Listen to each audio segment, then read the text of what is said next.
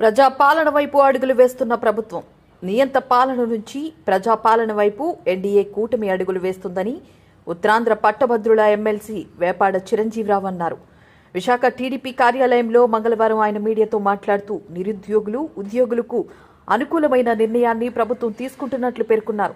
1983, 2024 వరకు తీసిన డిఎస్సీల్లో 11 డిఎస్సీలకు టీడీపీనే నోటిఫికేషన్ ఇచ్చిందన్నారు.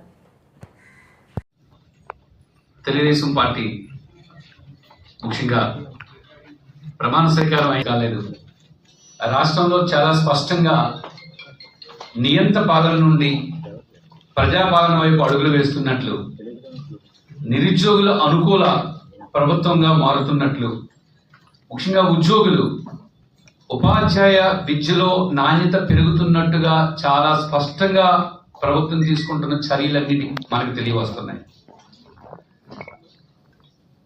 ఆంధ్రప్రదేశ్ రాష్ట్ర చరిత్రలో తెలుగుదేశం పార్టీ 1983లో ఏర్పడిన తర్వాత, 83లో అధికారంలోకి వచ్చిన తర్వాత ఇప్పటి వరకు ఉపాధ్యాయ విద్యకి తెలుగుదేశం పార్టీ ఎంత ప్రాధాన్యత ఇచ్చిందో ఒక్కసారి చూద్దాం.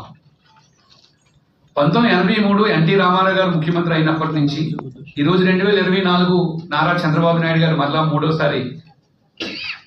నాలుగోసారి 4-0 ముఖ్యమంత్రి అయ్యే వరకు ఒకసారి పాఠశాల విద్యని, ఉపాధ్యాయ ఉద్యోగాలని పరిశీలిస్తే 1983 నుంచి 2024 వరకు మొత్తం 14 డిఎస్సీలు తీశారు, జనరల్ రిక్రూట్మెంట్. ఈ 14 డిఎస్సీల్లో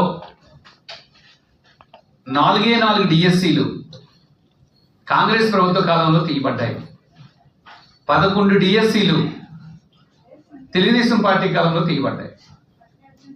ఈ 11 డిఎస్సీల్లో అంటే డిస్ట్రిక్ట్ సెలక్షన్ కమిటీలో ప్రమాణ స్వీకారం చేసిన వెంటనే తొలి సంతకాన్ని మెగా డిఎస్సీపై పెట్టడం జరిగింది. లక్షలాది మంది విద్యార్థులు ఎదురు చూస్తున్న డిఎస్సీపై తొలి సంతకం పెడితే నిన్న మన విద్యాశాఖ మంత్రి నారా లోకేష్ బాబు గారు కూడా ఆ డిఎస్సీ విధి విధానాలన్నింటినీ రూపొందిస్తూ తొలి సంతకాన్ని నారా లోకేష్ బాబు గారు కూడా డిఎస్సీ పైన పెట్టడం జరిగింది. నిన్న మొట్టమొదటి రాష్ట్ర కేబినెట్ నిర్వహిస్తే ఈ రాష్ట్ర కేబినెట్ లో ఎక్కువ చర్చ దేనిపై జరిగింది అంటే డిఎస్సీ టెట్ పైనే జరిగింది. అంటే రాష్ట్ర ప్రభుత్వం ప్రభుత్వ విద్యకి, ఉపాధ్యాయులకి, నిరుద్యోగుల్లో ఉద్యోగాలు కల్పించడంలో చూపిస్తున్న శ్రద్ధ పట్ల ఎంత అవగాహన ఉంది అనేది మనం అర్థం చేసుకోవాలి.